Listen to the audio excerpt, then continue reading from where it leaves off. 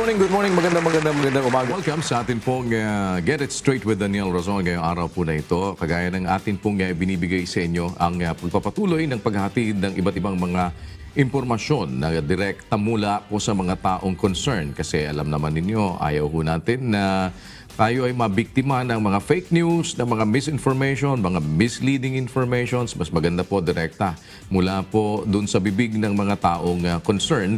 Malaman natin at madinig ang iba't ibang mga bagay po na maipararating natin sa ating mga kababayan. At kung ano ang magiging significance nito sa ating mga buhay, magkatulong-tulong tayo. Alam niyo ho, panahon ngayon na sabi nga natin, kaya tayo mayroong mga serbisyong bayanihan dahil mahalaga po na tayo magkatulong-tulong bilang mga Pilipino, isang sambayanan para sa atin pong pagsulong ng buhay na ang pamahalaan ho natin ngayon, abalang-abala sa pagtugon sa krisis sa COVID-19.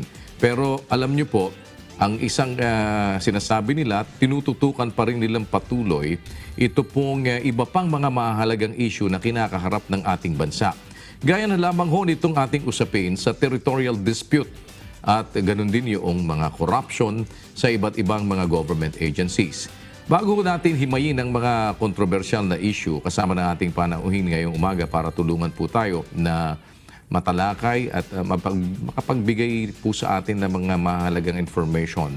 Alam nyo, iba rin yung may nakakausap po tayo na makukuhanan natin ng maaaring definisyon ng iba't ibang mga bagay, yung mga nalaman na nila noong mga una, yung mga bagay na pwede nating i-take into consideration bago po tayo magbigay ng sarili nating mga pananaw o alam natin kung ano ating mga paniniwalaan.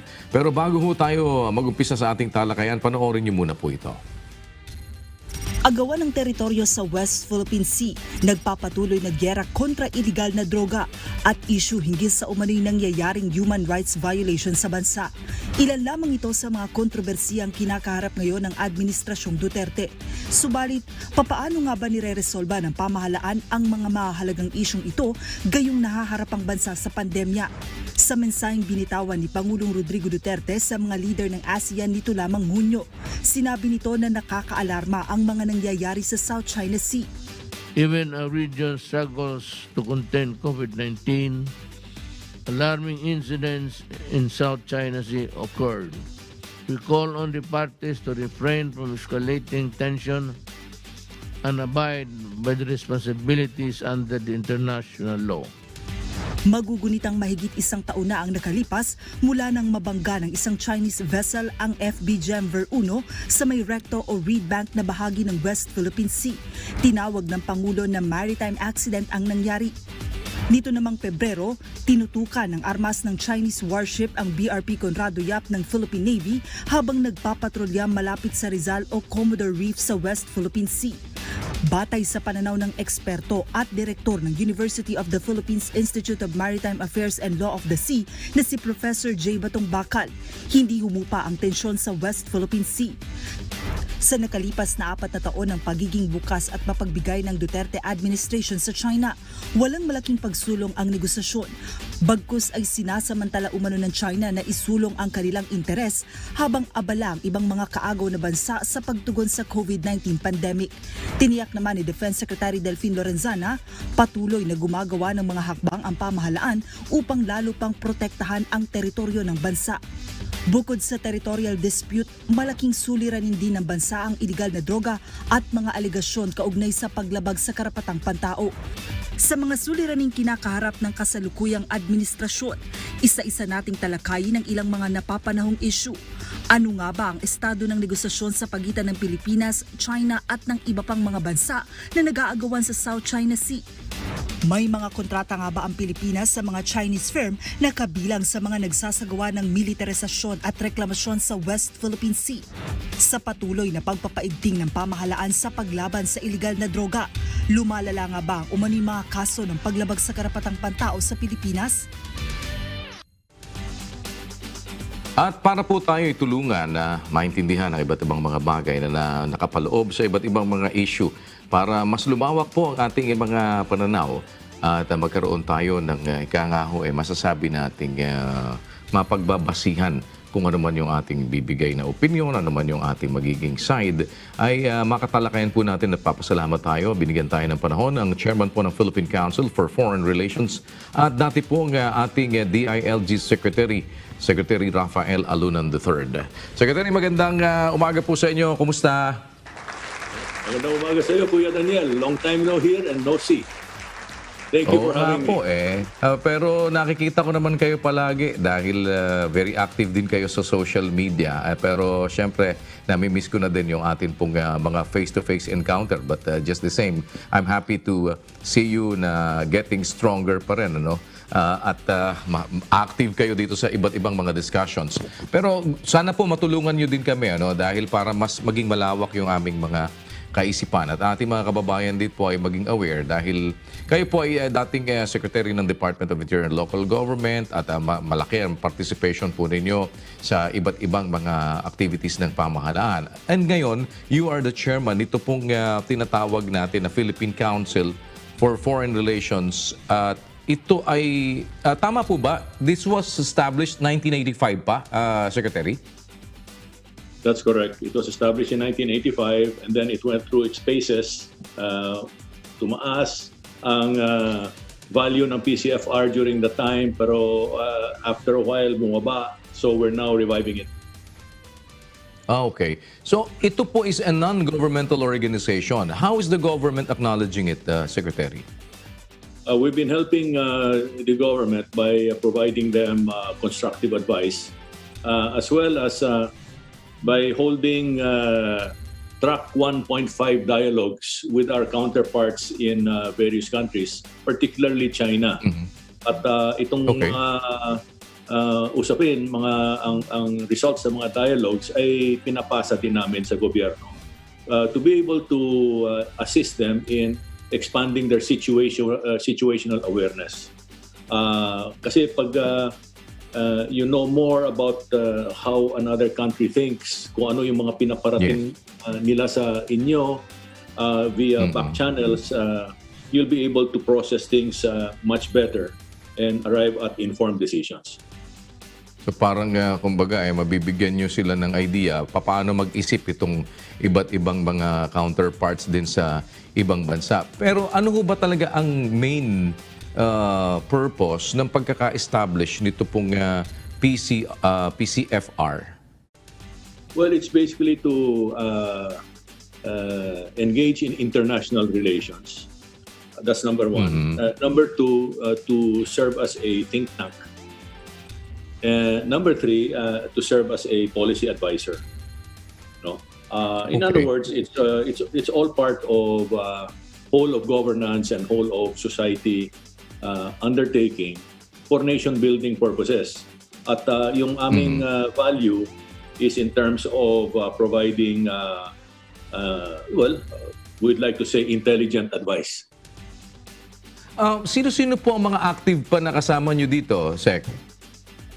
Well, we have 4 sectors. Yung National Security Committee is one. The other is the Diplomatic Committee or Diplomatic Sector.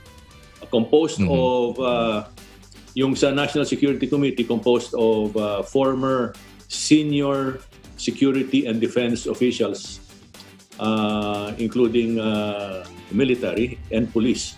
Doon naman sa diplomatic sector, yung former ambassadors nandoon. And then we have the economic sector, composed mainly of businessmen. And the fourth sector that we have is the academic sector, composed of academicians.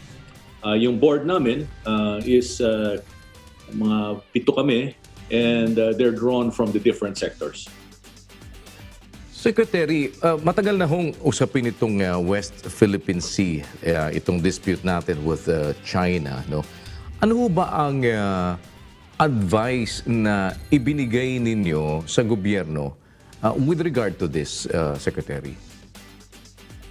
Well, Kuya Daniel, my personal involvement began in August 2016. Noong binuo ni Presidente Duterte ang isang task force headed by former President Ramos to break the ice with China. And doon sa task force na yon, magkakasama kami ni ang kasalukuyan nating ambassador to China, Chito Santa Romana, at ang apo ni former President Ramos na si Samuel Alistair Jones. At ang ginawa namin doon sa Hong Kong to break the ice with China was to meet with two people that were well known to the President, to President Ramos. Dahil he was the chairman of BOAO, the BOAO Forum that was based in Hainan. At doon nakadestino si Dr. Wu Shichun, one of the guys we met in Hong Kong. As well as si Madame Fu Ying, who was once the ambassador of China to the Philippines. So kilala niya itong dalawa. So he was able to quickly establish lines of communication. At doon sa Hong Kong, binuo namin ang isang communique that is serving as the basis for our continued talks with China. Particularly yung counterpart namin ng PCFR na yung Chinese People's Institute for Foreign Affairs or si PIFA, which was founded 70 years ago by Chow Enlai. Itong track 1.5 dialogue consisting of former government officials and existing or current government officials from both sides engage in discussions that involve contentious issues. So for the past 5 years, we've been talking about the South China Sea issue. And hindi nagbabago yung posisyon namin. So talagang firm ang posisyon. Sa kanila, they insist on sovereignty, indisputable sovereignty over the entire South China Sea, or almost the entire South China Sea. Kami naman, tayo sa Pilipinas, we're insisting that they respect our sovereign rights in our exclusive economic zone. Sabi ko, sabi namin, doon tayo nagkakatalo. And on the other hand, the other side of the discussions explore opportunities where we can collaborate and cooperate, where there are no issues, where there are no contentious issues involved. In the field of economics, in the field of culture, academia, etc., technology, scientific cooperation. This is what we've been doing for the past 5 years. But in the course of the discussions, formal at saka informal, there are meaty exchanges. And this gives us the opportunity to feel the pulse of the other side, where they're headed. No? Sila ba'y nakikinig? Are they sending us cryptic messages that we have to read between the lines and we have to analyze and pass on? Things like those are very much involved in our engagement with them. So, for the past 5 years, shall we say, rubric of our discussions fall under human and ecological security. Kasi doon sa Hong Kong, yun ang pinag-usapan namin, that what binds us together as citizens of the global commons, or meaning to say global citizens, China as well as the Philippines. Yes, yung malaki ka o medyo maliit, or whether we're small nation or big nation, doesn't matter. We're all global citizens. Ang ating responsibilidad is human and ecological security sa buong South China Sea. For example, food security, energy security. No? This cannot be impounded by any one country. This is for the global commons, for humanity. So our cooperation should be based on preserving and protecting the South China Sea for the sake of human and ecological security. At very important doon sa prinsipyo na yan is the demilitarization of the South China Sea.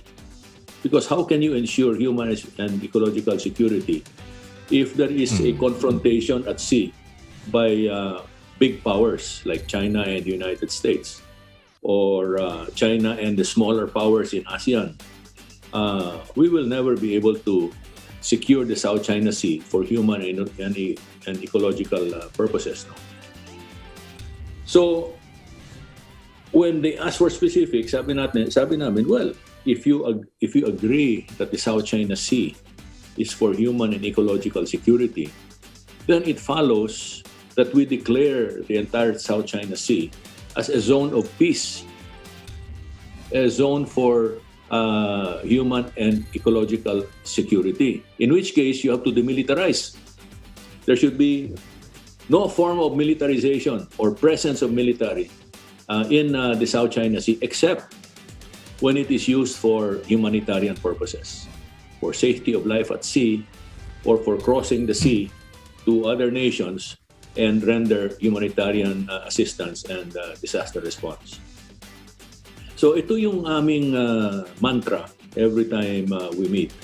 But as we discuss these things on an annual basis, there are nuggets of information that we both gather and which are delivered to, I suppose, the higher-ups in government for them to process and see where we could further improve relations and improve our capacity for governance and statecraft. Yun. Ganyang ka-complicated yan, ganyang ka-sensitive ang sitwasyon. And it's a hands-on thing. Hindi pwede gawing autopilot itong mga usapin na ito. You have to be... Well, Secretary, kayo po kumbaga, so kumbaga pwede natin sabihin, nobody can say that you are wet behind the ears. For certain, kumbaga talagang your wisdom with regard especially in dealing with people sa mga ganitong sitwasyon.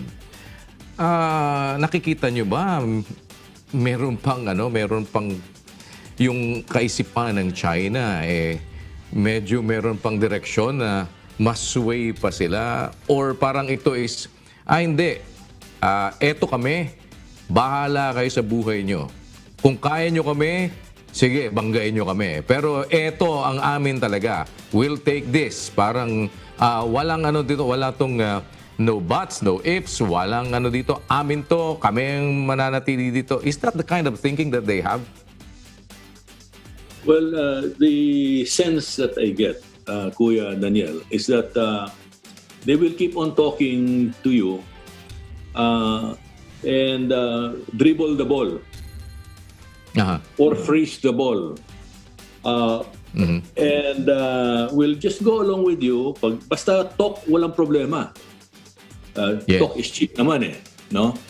Yeah. But once it comes to reaching certain decisions that will, for example, mutually benefit both of you, sasabihin nila, saka they're very consistent, okay lang, pero you must recognize that we have indisputable sovereignty over the South China Sea.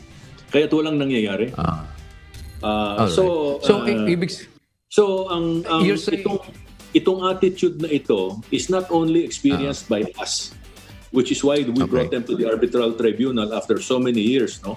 Na ganun yung trato sa atin, ganun yung balik sa atin, na okay lang, mag-usap tayo, let's talk about what we can do together for as long as you recognize our indisputable sovereignty. The whole world today now understands it.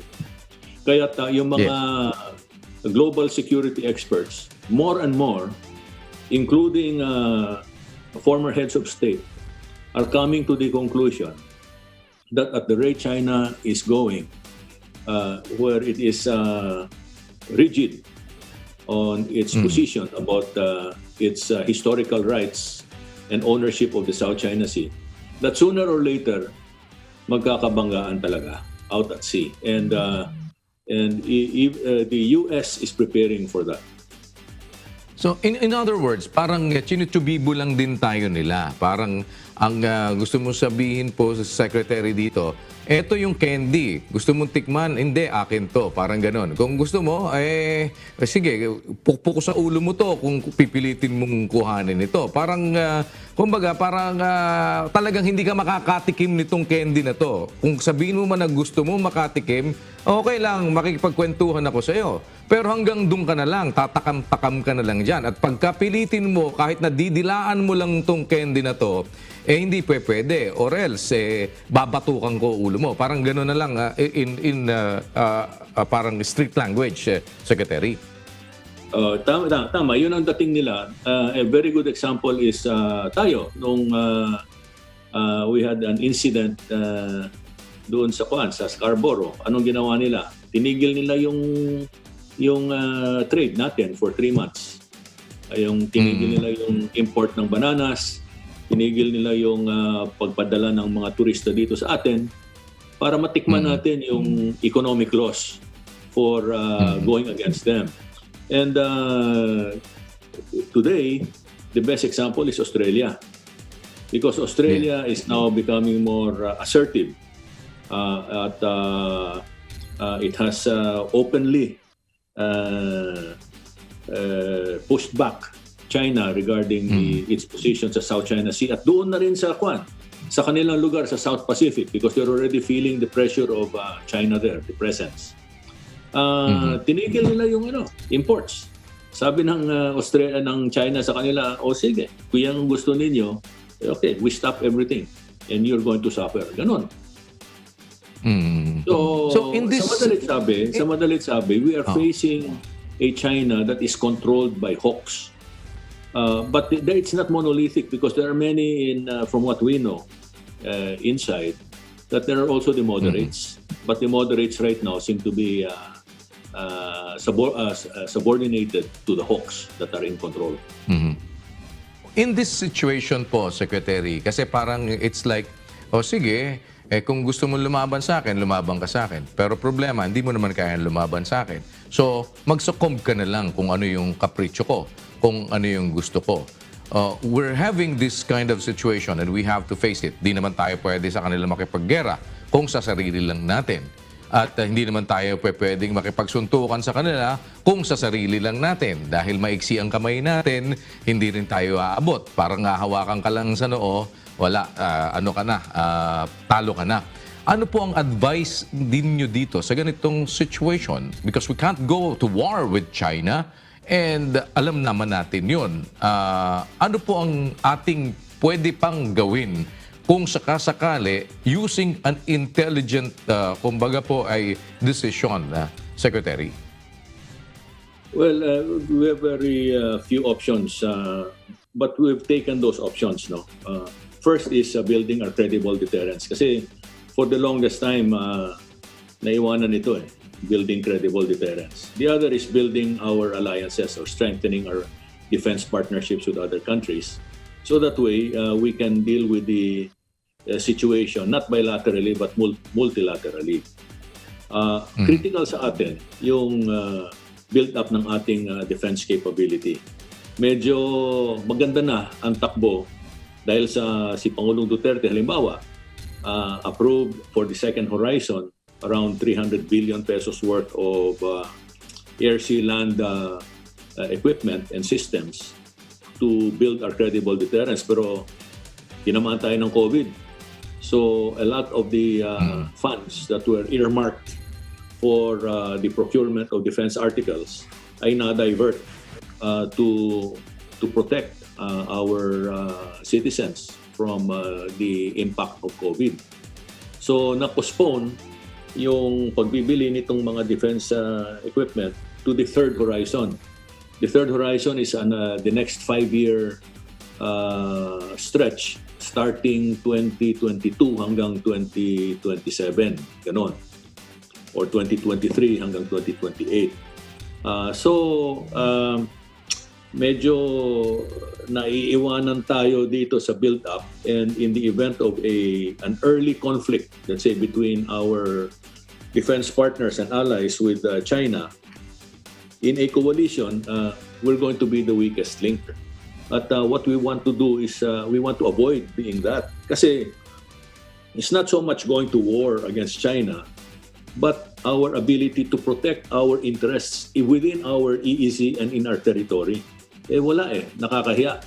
So, government has to find a way to overcome the impact of COVID on the funding for credible deterrence. One way is to really be serious about cutting back on corruption.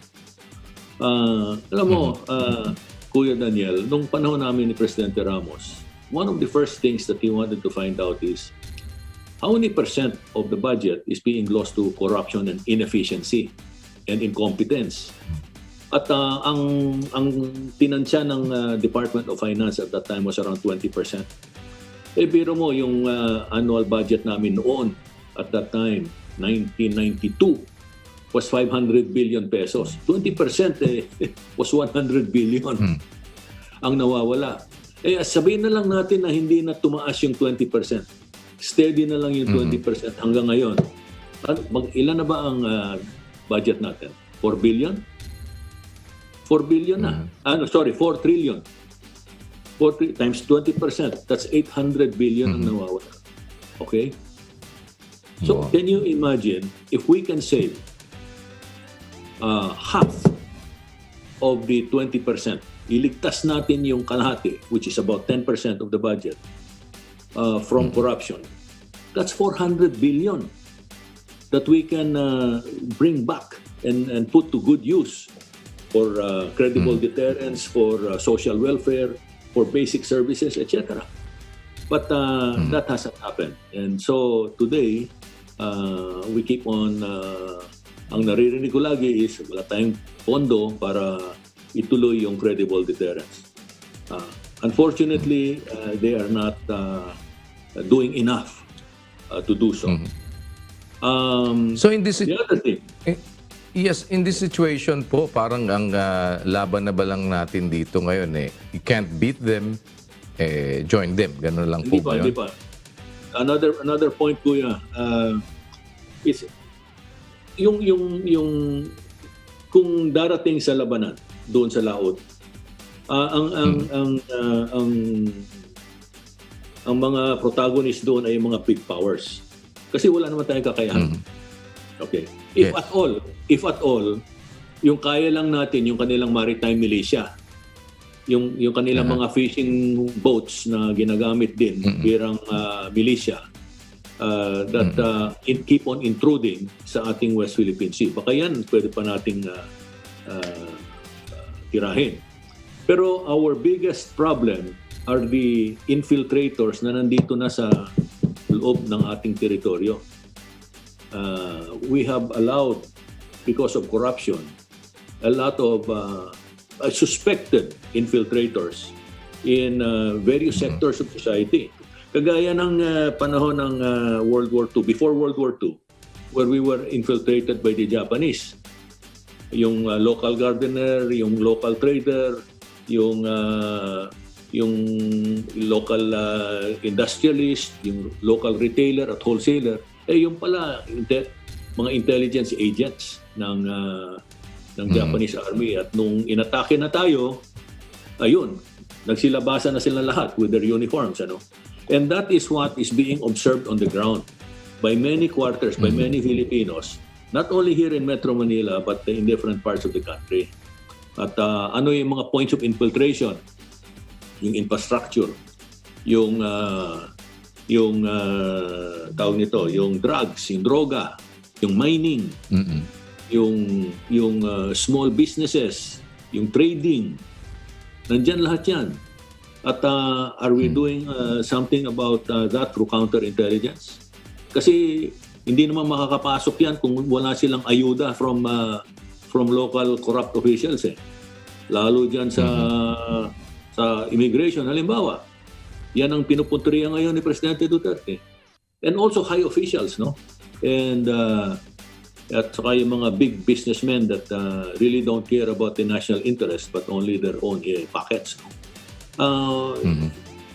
We are not seeing that, and to me that is the biggest threat. Magbakbakan man sila doon sa laot, pag tayo ay sumabak, titirahin tayo rito kasi nandito na sila. ang ibig nyo hong sabihin ngayon dito, kung kayo ang tatanungin, hindi ninyo i-entertain the likes of, halimbawa, offer ng China to help with our infrastructure, giving us the technology as well as the people, the experts na ngayon ay involved sa ating mga public works and all other things na sila po ay nagiging bahagi. Kumbaga, parang nandito sila sa loob. Samantalang ito, kung parang sinasabi nyo, wala tayong magagawa dyan, dito tayo sa may magagawa tayo. Huwag natin pabayaan na pasukin tayo. Isang paraan po yun na napapasok tayo dahil nga nakikipagkaibigan pa din tayo sa kanila dahil di ka naman basta pwede makipag-away. At sa pakikipagkaibigan natin sa kanila, we seem to be sleeping with the enemies na eto, in-entertain mo dito. Is that what you are saying, Secretary? No, that's not what I'm saying. What I'm saying is we have to be responsible in our governance. Okay. Because we should be doing business with everybody, no? Pero Okay. kung malulusutan tayo, it's not because of them, it's because of us. Kung tatanga-tanga tayo, eh talagang malulusutan tayo.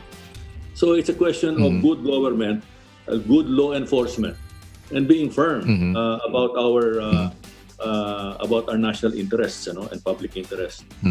Right now, wala sa vocabulary natin yung national at saka public interest, puro self-interest.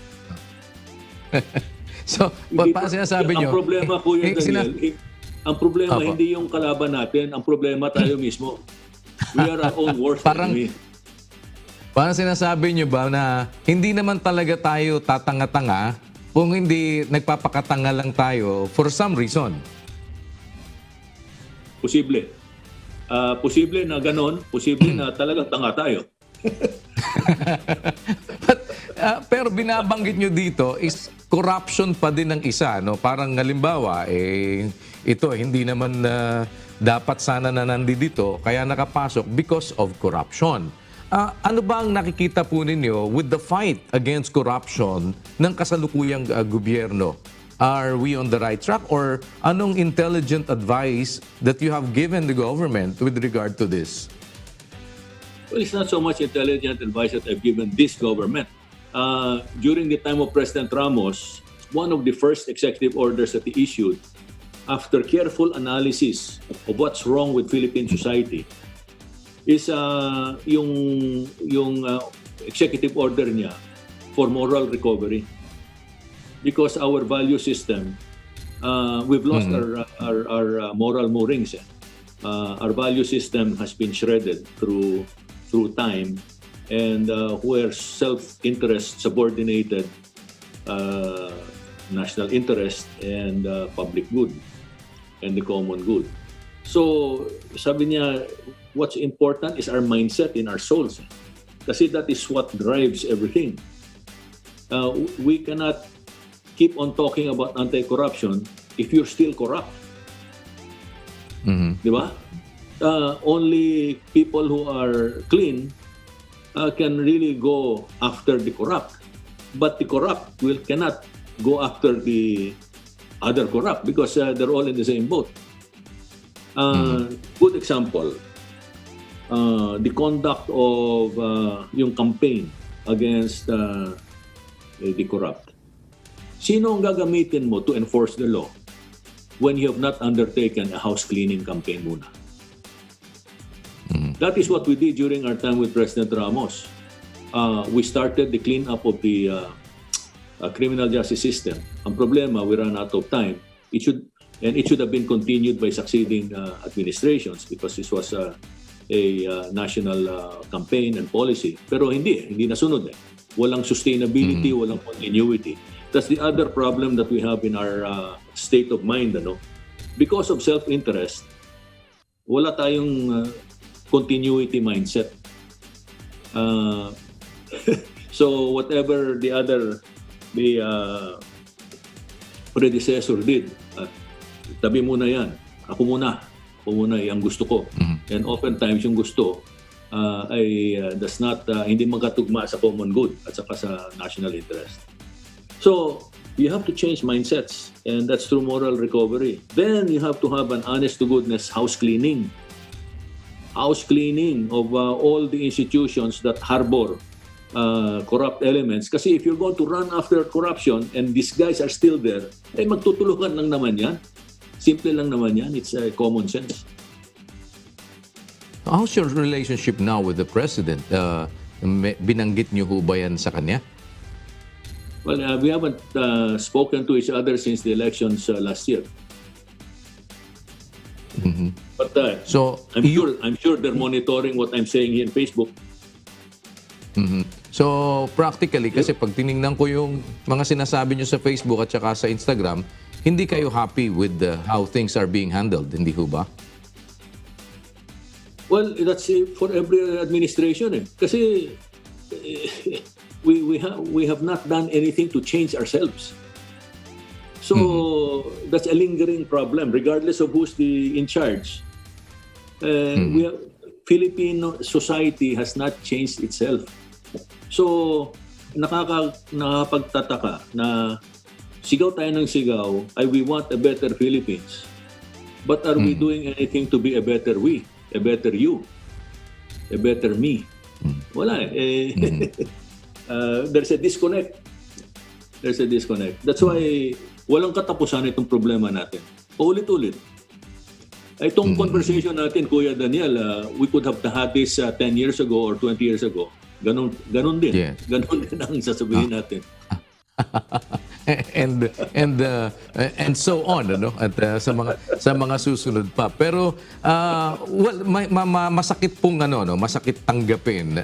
But of course, we have to really look at the reality kung ano yung nangyayari and yung katotohanan na nasa paligid natin.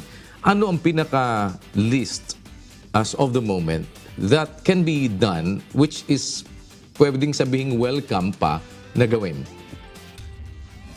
Well, every cabinet secretary is the alter ego of the president. And the president, since day one, said that ayaw niya ng corruption, ayaw niya ng drugs. No? So sila mismo should be in the forefront and then at the same time informing the public of their achievements or accomplishments on a daily basis or weekly basis. Para naman na ma-inspire yung tao na number one, we have a government that is working. Number two, nakikinig naman sa leader. At number three, may nangyayari.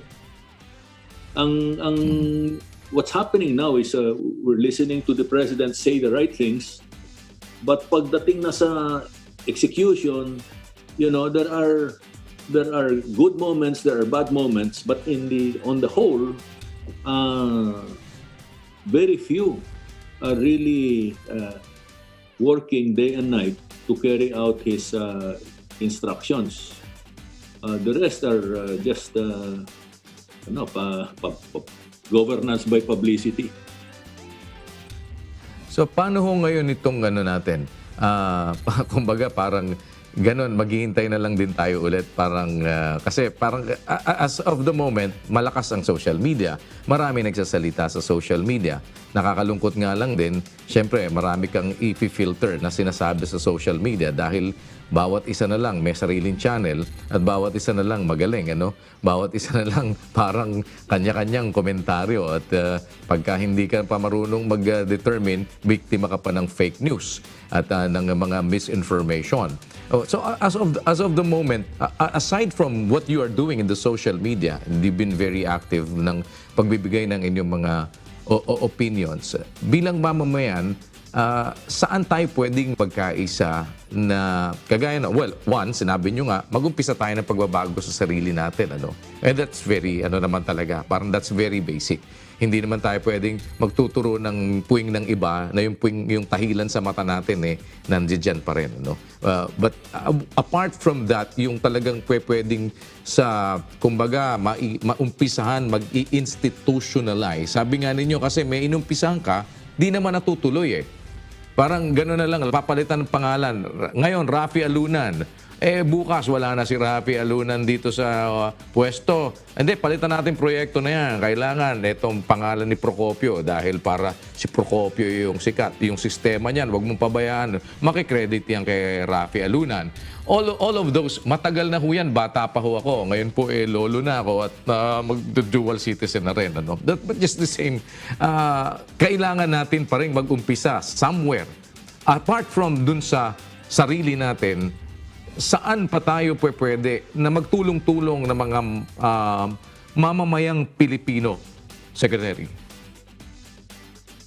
Kuya Daniel, sa akin, after 7 decades, I've come to realize na yung talagang kaya kong palitan or kaya kong makontrol o madirect ay ang aking pamilya.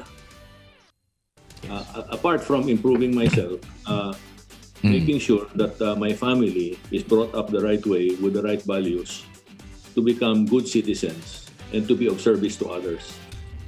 Yun lang naman Yun lang naman importante dyan. At if I keep on interfering or looking outside and not fixing what's inside, if I keep on criticizing others for not doing a good job, but I forget to be a good father, to be a good husband, to be a good role model in the community, baliwala yung sinasabi ko.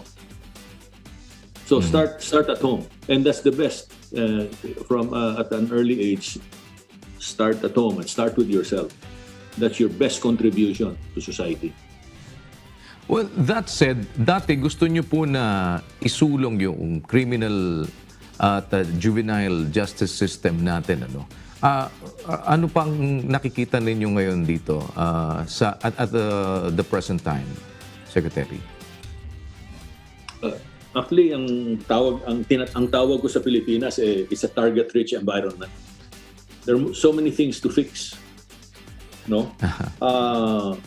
Halimbawa, kung ang tanong mo kung nasa pwesto ka sa gobyerno, ano ang ipapayo mo kay Presidente? Well, I will just tell him, please make sure that all of your departments are working. Make sure that lahat ng mga plano nila are synchronized. Yung kanilang mga objectives, yung kanilang mga long-term goals are synergized with your vision and your mission. Kasi ang nakikita mo ngayon sa gobyerno, watak-watak, kanya-kanya.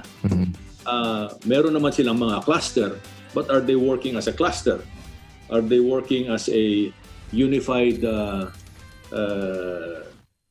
machine? Meron bang panahon namin ni Presidente Ramos mahilig siya mag-lecture sa amin na do not bring anything to me unless all of you involved in that problem have already discussed it and arrived at a consensus. Kasi pag in-approve ko yan, kayo rin mag-i-implement niyan. And I don't want you guys going in different directions kasi teamwork is what will determine the difference between success and failure. Ganun lang yon.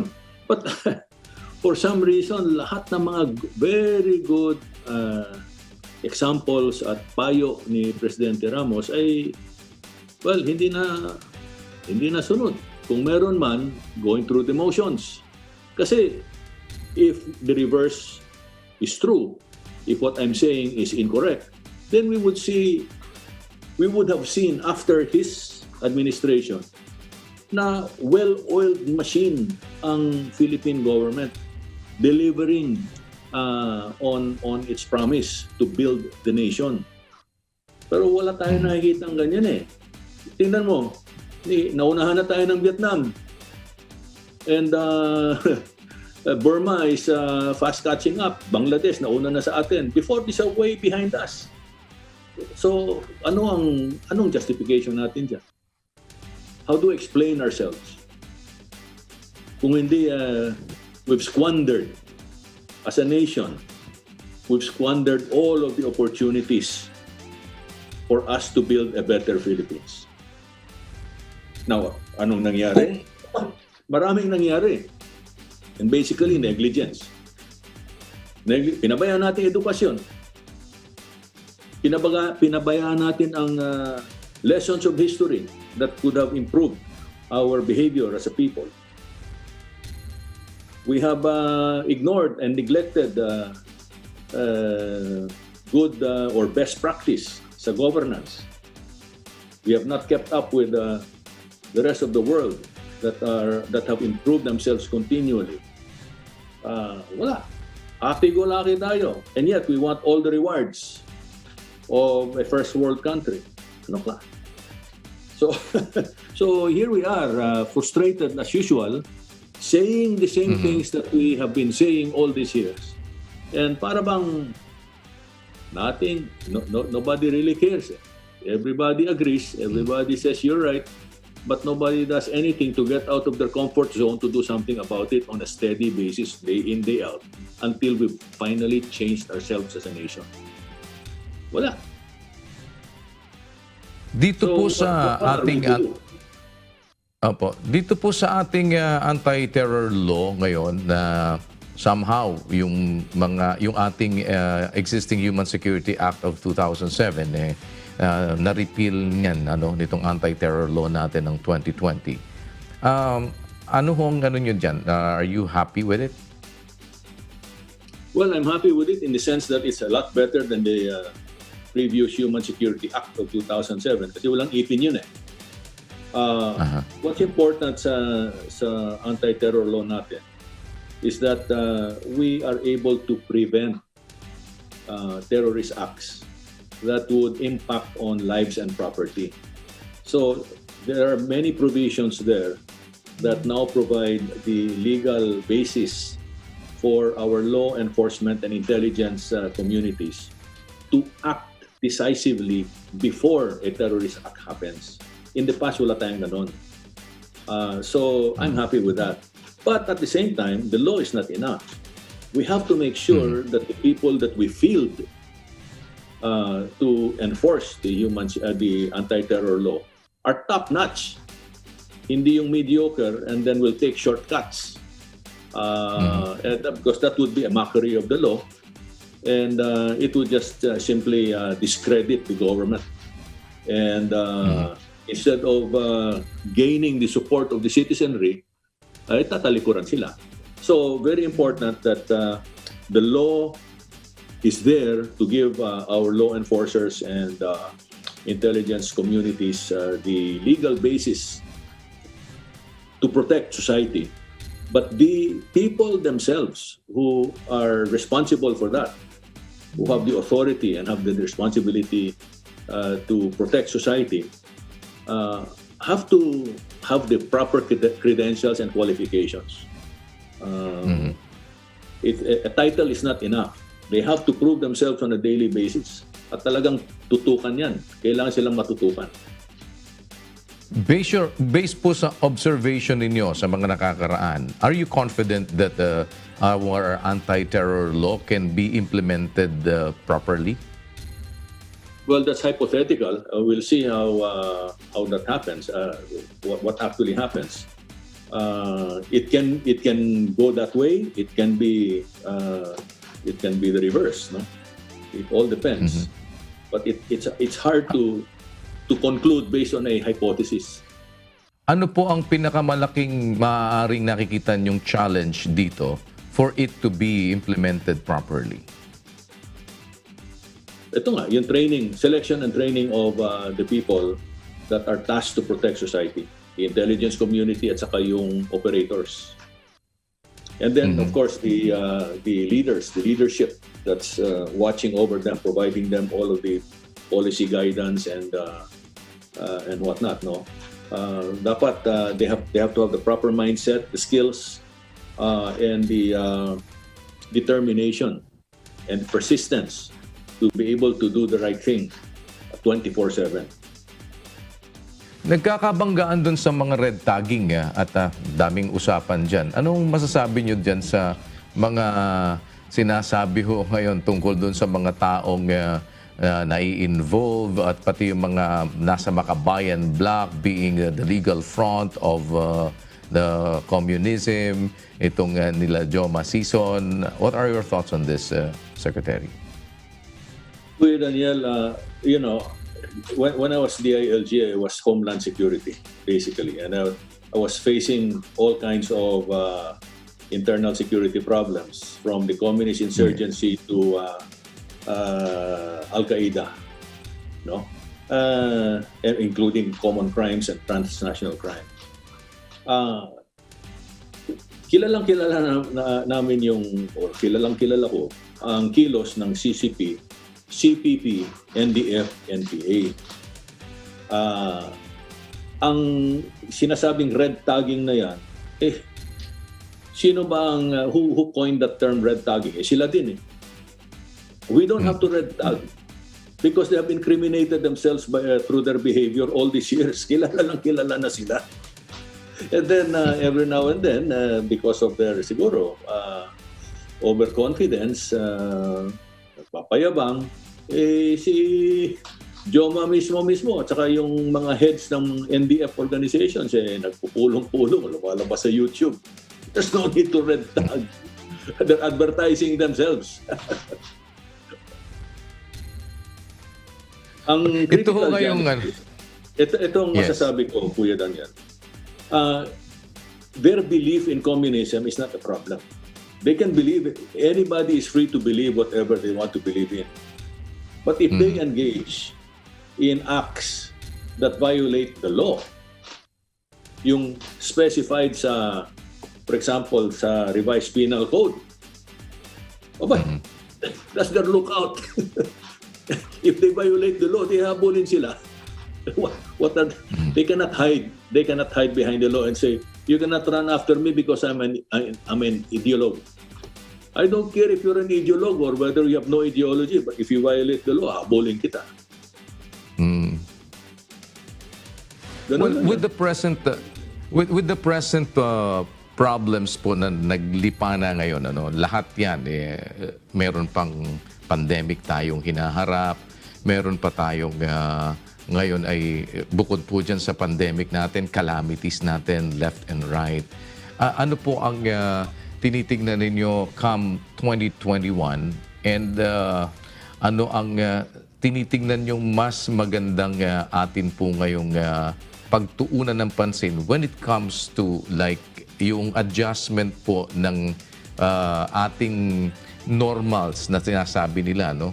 Kasi ang mahalaga dito ngayon din, papaano i-distribute ng gobyerno yung properly yung ating budget. Kasi parang nag-aagaw-agawan talaga eh. Nakita nyo naman ho, ang education natin, big adjustment tayo with the present situation.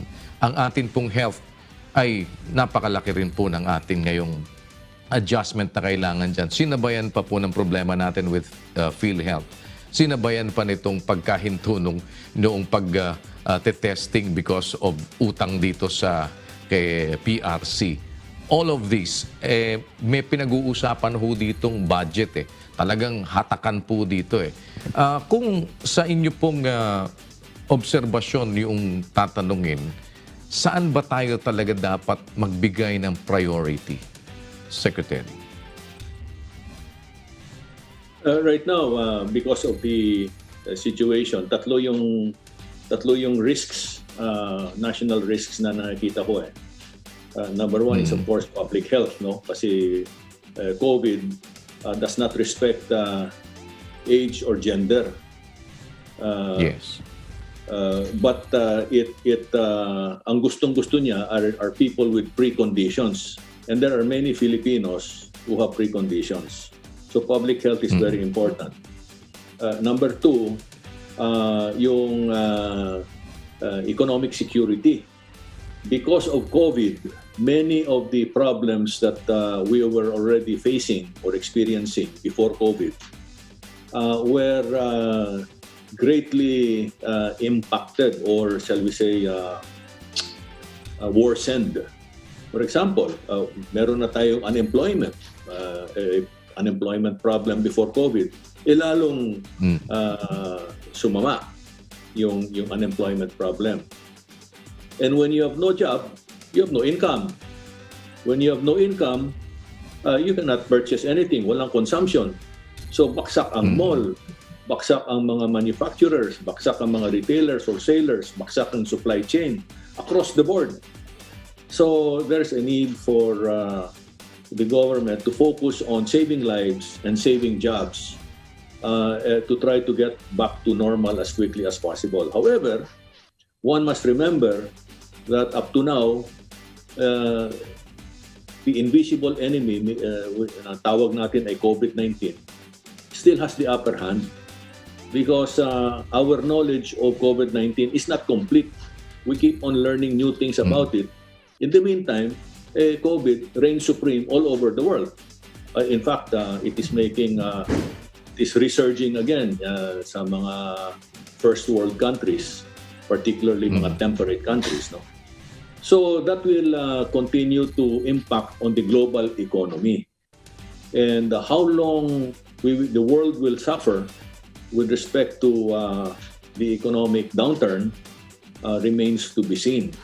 Tayo, we have to focus our attention on our survival as a nation. But while I say that, there's a third factor that also impacts on our survival. And that has to do with the geopolitical situation obtaining in our area. Because more and more, as the days pass, the global security experts are saying that we are inching closer to a kinetic or hot conflict, to a kinetic war. War is already ongoing. Kasi pag nakita mo tiningnan mo yung spectrum of warfare, all the elements, financial warfare, cyber warfare, economic warfare, information warfare, nangyayari na yun. Ang kulang na lang yung bakbakan, yung actual shooting. At our global security experts are saying that we're headed towards that because of the intransigence of certain parties, of certain countries. And where they see that the number one superpower is weakening. Makikita natin sa Amerika na deeply divided ang society, deeply divided ang political establishment nila. And so, in a war, sino ang mananalo? Ang bansa na may maraming armas pero divided? O yung bansa na medyo kinukulan ng konti sa weapons at weapon systems pero solid na solid? For example, Vietnam War.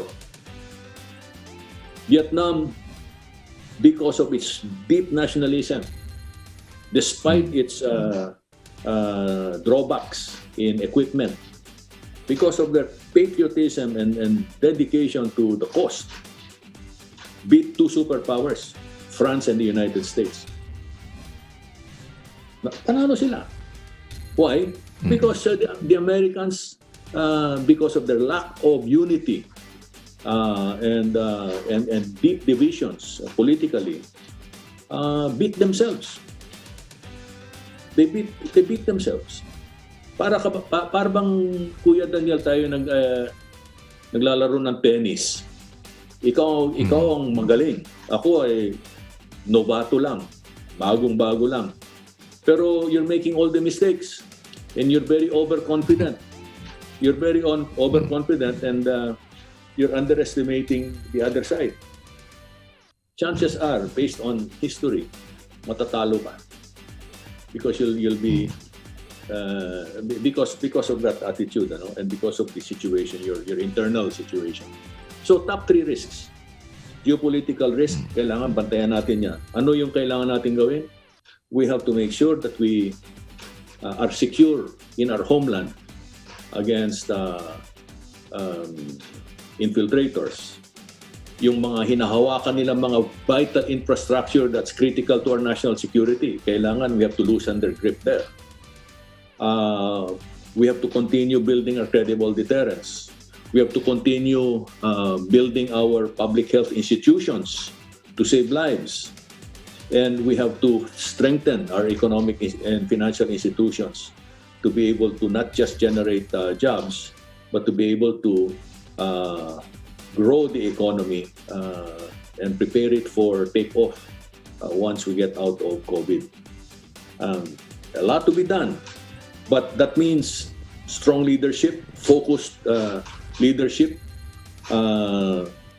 teamwork among all of the managers that are being orchestrated by the leaders with the right skills, with the right mindset, and total support from the nation. Kasi after all, if the nation does not support the government, wala din ang society, wala din ang lipunan, walang mapupuntahan.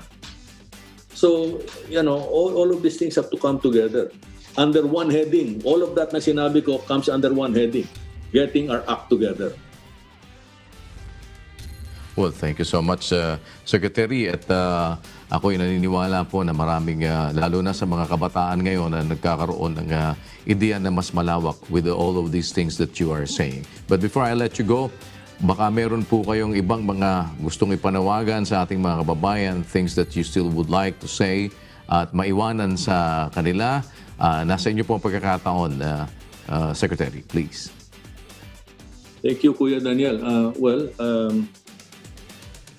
Last 2 Sundays ago, one of my favorite gospel passages was read, and this was the Beatitudes. No? And it's important for us to focus on the words of our Lord Jesus Christ and taking to heart the 7 or 8 Beatitudes that he spoke, constituting his Sermon on the Mount. The other is 2 simple commandments, very, very simple commandments that we have not lived up to. One is love God with all of your heart and soul. Put God in the center of your life and your heart, in your family. The other one is love your brother and sister the way you love yourself.